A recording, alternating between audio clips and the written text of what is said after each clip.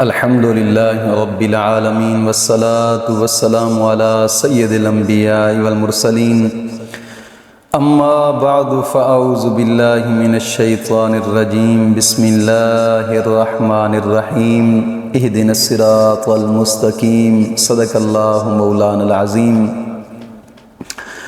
روحانی پاورفل وظائف میں سے آج ایک اہم سبق دوستوں کی نظر کرنا ہے، جو کہ سخت سے سخت مشکل کے اندر جو آقا کریم صلی اللہ تعالی علیہ وسلم نے اپنے پیارے صحابہ کو وظیفہ بتایا، آج وہی وظیفہ دوستوں کی نظر کرنا ہے۔ جو کہتے ہیں نا کہ ہم وظائف کرتے ہیں، وظائف اثر نہیں کرتے، جناب علی ہم کچھ کا کچھ کر لیں، لیکن دوستو ایک بات ضرور یاد رکھیے گا کہ جب ہم خود اپنے آپ کو نہ بدلیں نا، ہم خود اپنے آپ کو نہ بدلیں تو رب بھی بدلنے کی توفیق عطا نہیں فرماتا۔ یاد رکھیے گا، آقا کریم صلی اللہ تعالی علیہ وسلم کے پیارے صحابہ جو وظیفہ کیا کرتے تھے فوراً وظیفہ اثر کرتا تھا۔ کیوں؟ کیا وجہ تھی؟ وہ وجہ یہ تھی کہ ان لوگوں نے اپنے آپ کو دین کے راستے پر چلایا، اور پھر ان کی زندگیاں کیا ہوتی تھی؟ سارا دن روزہ بھی رکھنا اور جہاد بھی کرنا، اور پوری رات مصلی رسول پہ کھڑے ہو کر اپنے رب کو یاد کرنا۔ یہ اور ایسے تو نفس مارے انہوں نے، پاک ہوئے۔ جب انسان اپنے آپ کو اس طرح پاک کرتا ہے اور اپنا نفس اندر سے مار دیتا ہے، اور پھر جو چاہتا ہے، جو بھی وظیفہ کرتا ہے اثر ہوتا ہے۔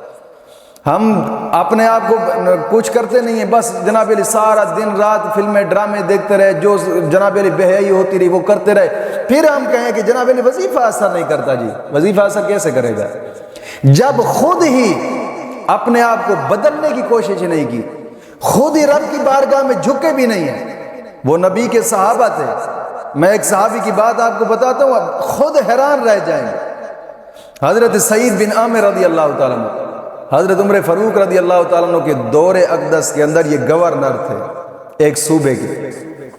ایک دفعہ نا مال غنیمت بہت زیادہ آیا، اور حضرت عمر فاروق رضی اللہ تعالیٰ عنہ نے لسٹ فرمایا کہ جو غریب ہیں ان کی لسٹ بنا کر مجھے بھیجی جائے، کہ تاکہ یہ مال غنیمت ان غریب لوگوں میں تقسیم کیا جائے۔ جب غریب لوگوں کی لسٹ بنائی گئی نا، تو لسٹ کے اندر سب سے سر فہرست جو پہلا نام تھا وہ حضرت سعید بن عامر کا تھا۔ یعنی اتنے اپنے آپ کو مار کر بھی ان سے بڑھ کر کوئی غریب نہیں تھا، وقت کے گورنر تھے، وقت کے گورنر۔ ہاں، اور پھر زندگی کیسے گزارتے تھے حضرت سعید بن عامر رضی اللہ تعالیٰ عنہ؟ ایک مرتبہ نا حضرت عمر فاروق، چونکہ آپ کا جب دور خلافت تھا تو مسجدوں میں جا کر ہر جمعے کے جمعے ایک الگ مسجد میں، جامع مسجد میں جا کر جمعہ پڑھایا کرتے تھے، اور لوگوں سے پوچھتے تھے کہ بتائیں ہمارا جو ایک ہم نے جو وزیر آپ کو دیا ہے، جو گورنر دیا ہے، اس کے کیا حالات ہیں، ٹھیک برتاؤ کر رہا ہے آپ لوگوں کے ساتھ؟ جب حضرت عمر فاروق نے اعلان کیا نا مسجد کے اندر، تو لوگ کھڑے ہو گئے۔ 4 شکایتیں کی حضرت سعید بن عامر کی، کہ سب سے پہلی شکایت یہ تھی کہ حضور جب یہ نئے نئے آئے تھے تو صبح کی نماز کے بعد مسجد میں بیٹھ کر لوگوں سے پوچھتے تھے کوئی مسئلہ ہے، اب یہ صبح کی نماز کے بعد مسجد میں نہیں بیٹھتے، چلے جاتے ہیں فوراً نماز پڑھا کر۔ کیوں نہیں بیٹھتے ہمارے یہاں؟ کیوں نہیں مسئلہ پوچھتے ہم سے؟ دوسرا آدمی کھڑا ہوا، اس نے جناب علی شکایت کی کہ حضور پہلے یہ رات کو بھی ملتے تھے، اب یہ رات کو نہیں ملتے، صرف دن کے وقت ملاقات ہو سکتی ہے ان سے، رات کے وقت ہم سے ملاقات نہیں ہوتی۔ تیسرا آدمی کھڑا ہوا، اس نے کہا کہ پہلے یہ روزانہ ملا کرتے تھے، اب ہفتے میں ایک دن نہیں ملتے، ہم سے ہماری ان کے ساتھ ملاقات نہیں ہوتی۔ چوتھا آدمی کھڑا ہوا، کہا کہ حضور پتہ نہیں ان کو کوئی بیماری ہے کہ یہ کبھی کبھی روتے روتے بے ہوش ہو جاتے ہیں، پھر ان کو ہوش ہی بڑی مشکل سے آتا ہے۔ حضرت عمر فاروق رضی اللہ تعالیٰ عنہ نے جب منہ کیا حضرت سعید بن عامر رضی اللہ تعالیٰ عنہ کی طرف، جی یہ لوگ کیوں شکایت کرتے ہیں؟ آپ نے فرمایا کہ سب سے پہلی شکایت کہ جب لوگوں نے کہا نا کہ صبح صبح مسجد میں یہ بیٹھ کر ہم سے پوچھا کرتے تھے کہ مسئلہ کیا ہے، اب یہ صبح صبح نہیں بیٹھتے۔ حضرت عمر فاروق نے پوچھا کہ کیوں نہیں بیٹھتے صبح صبح؟ آپ نے فرمایا حضور میری بیوی نے 30 سال میری خدمت کی ہے، 30 سال، اور اب وہ بیمار ہے اور معذور بھی ہو گئی ہے۔ میں صبح صبح نماز پڑھ کر گھر جاتا ہوں، جھاڑو بھی دیتا ہوں، گھر کے کام کاج بھی کرتا ہوں، ناشتہ بھی بناتا ہوں، اس کو بھی کھلاتا ہوں، اور پھر سارے کام کاج کر کر پھر آتا ہوں لوگوں کی خدمت کے لیے، پوچھتا ہوں بتاؤ کیا مسئلہ ہے؟ یہ میرے نبی کے صحابہ کی زندگی تھی۔ ہاں؟ اور دوسرا سوال، لوگوں نے کہا کہ حضور یہ رات کو ملتے تھے، اب صرف دن کو ملتے ہیں، رات کو نہیں ملتے۔ آپ نے فرمایا کہ حضور میں رات کو اس لیے نہیں ملتا، میں نے 40 سال کی عمر میں کلمہ پڑھا ہے، 40 سال کی عمر میں۔ سرکار میں وہ رات 40 سال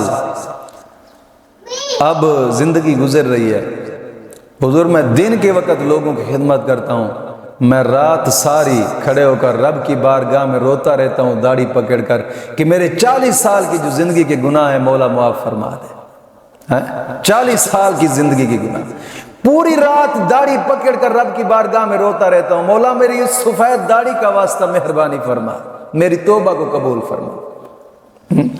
اور تیسری شکایت لوگوں نے کی کہ حضور ہفتے میں ایک دن نہیں ملتے، ایک دن نہیں ملتے ہفتے میں۔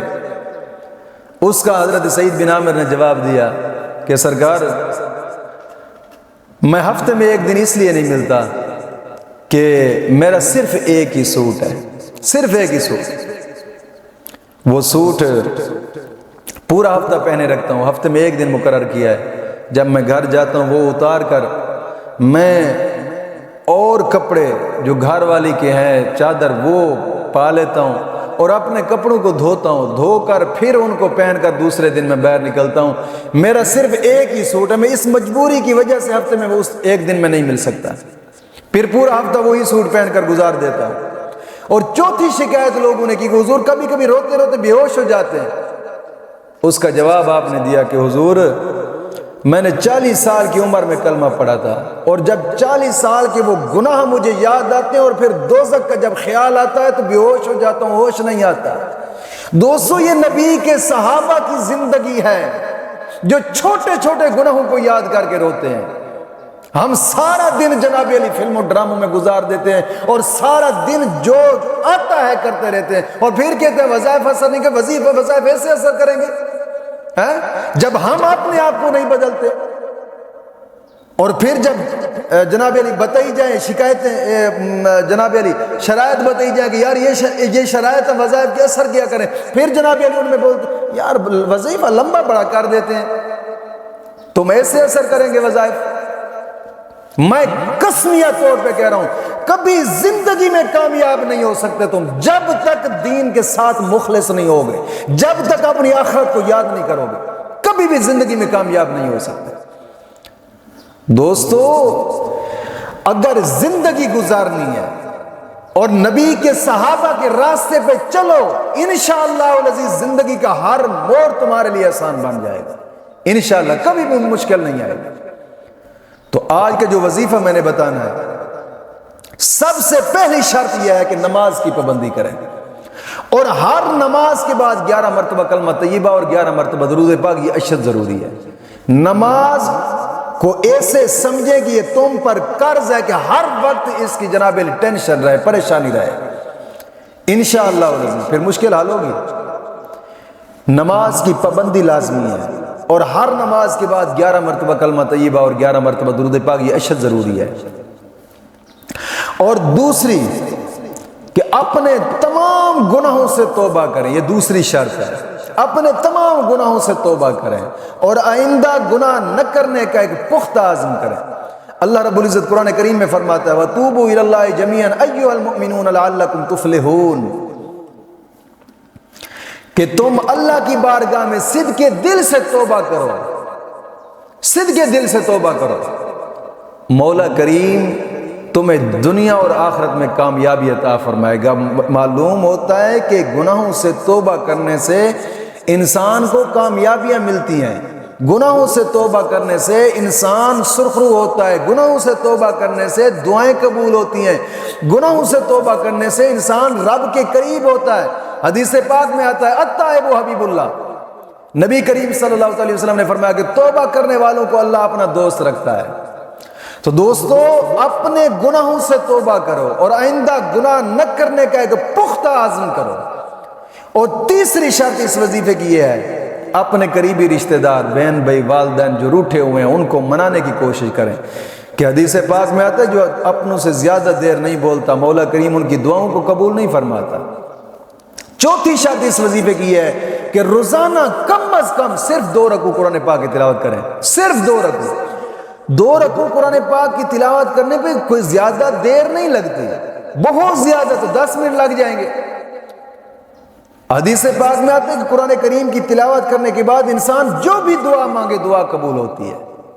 دوستو ہر حرف پر مولا کریم 10 نیکیاں عطا فرماتا ہے، 10 گناہ معاف کرتا ہے، 10 درجات بلند کرتا ہے۔ اور حدیث پاک میں آتا ہے جو صبح صبح اٹھ کر قرآن کریم کی تلاوت کرتا ہے مولا کریم سارا دن اس کا اچھا کر دیتا ہے۔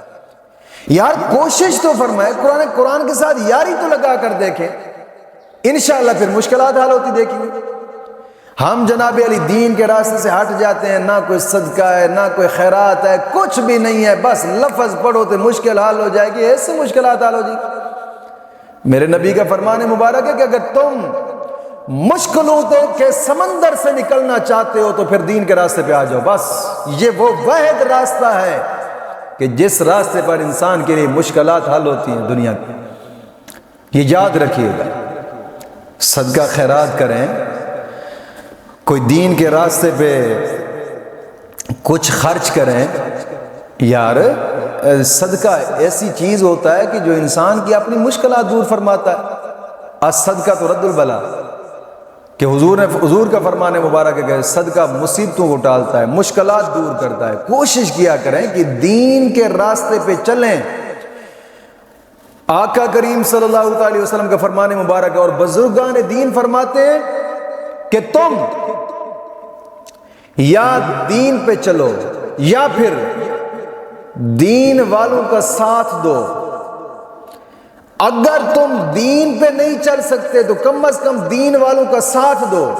اگر دین والوں کا ساتھ بھی نہیں دے سکتے کہ دین والوں کی مخالفت نہ کرو۔ تیسرا کبھی نہ بننا ورنہ ہلاک ہو جاؤ گے۔ دین پڑھو، دین کے ساتھ چلو، اور دین والوں کا ساتھ دینے کا مقصد یہ ہوتا ہے کہ جو دین کے اشاعت کے ادارے ہوتے ہیں ان پہ خرچ کرو، اپنا تعاون کرو، تاکہ تمہارے پیسے کے ساتھ دین کی مزید اشاعت ہو۔ دوستو یہ وہ راستے ہوتے ہیں کہ ان مقدس کاموں کے اندر اپنی جناب علی مشکل حل کرنے کے لیے کم از کم ان معاملات میں صدقہ دیا کرو۔ آپ سکرین پر دیکھ رہے ہوں گے Allied bank account, JazzCash account, Easypaisa account, U B L bank account. یہ وہ مدرسے کے اکاؤنٹ ہیں کہ جس میں مشکلات جو مدرسے کے تعمیراتی کام ہیں، مسجد میں پنکھے نہیں ہیں، درسگاہ میں پنکھے نہیں ہیں، مسجد کی چٹائی نہیں ہے، درسگاہ کے لیے سریا سیمٹ بجلی کی ضرورت ہے۔ یار یہ وہ کام ہے کہ جو اللہ کے راستے پہ خرچ کرو گے مولا کریم مزید برکتیں عطا فرمائے گا، ورنہ یہ کام تو ہو جانے ہیں، کبھی بھی دین کے کام نہیں روکتے۔ حقیقت بات کہہ رہا ہوں، مدرسہ اتنا تعمیر ہو گیا، جس نے حصہ نہیں پایا پھر بھی تعمیر ہو گئی، جس نے حصہ پایا اس نے اپنی آخرت سنوار لی ہے۔ یہ وہ دین کے کام ہے کہ اگر اس میں حصہ ڈالو گے تو تمہاری آخرت بن جائے گی۔ میں کیوں بار بار کہتا ہوں؟ اس لیے کہتا ہوں تاکہ یار یہ نیکی کا کام ہے، تم بھی اپنا حصہ ڈال دو۔ انشاءاللہ مولا کریم اسی کے صدقے کرم نوازی فرمائے گا، مشکلات دور ہو جائیں گی۔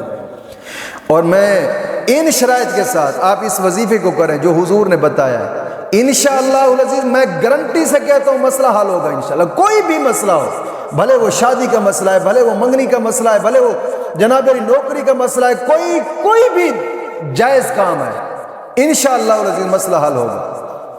تم اپنے رب کی بارگاہ میں مسئلے کو رکھ کر تو دیکھو یار، اور جھک کر دیکھو، پھر رب کی بارگاہ میں مانگو اپنے رب سے، مسئلہ حل ہوگا انشاءاللہ۔ سخت سے سخت مشکل کا آخری حل، جب صحابہ کرام کوئی مشکل وقت آیا کرتا تھا تو میرے نبی کے صحابہ کیا کرتے تھے؟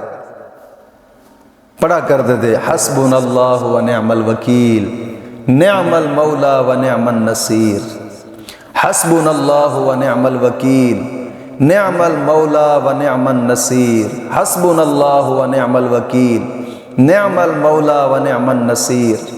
یار تم یہ چلتے پھرتے اٹھتے بیٹھتے پڑھو اور ان شرائط کے ساتھ پڑھو، انشاءاللہ میں گارنٹی سے کہتا ہوں مشکل سے مشکل مسئلہ کیوں نہ حل ہوگا انشاءاللہ۔ مولا کریم دین متین کی سمجھ عطا فرمائے۔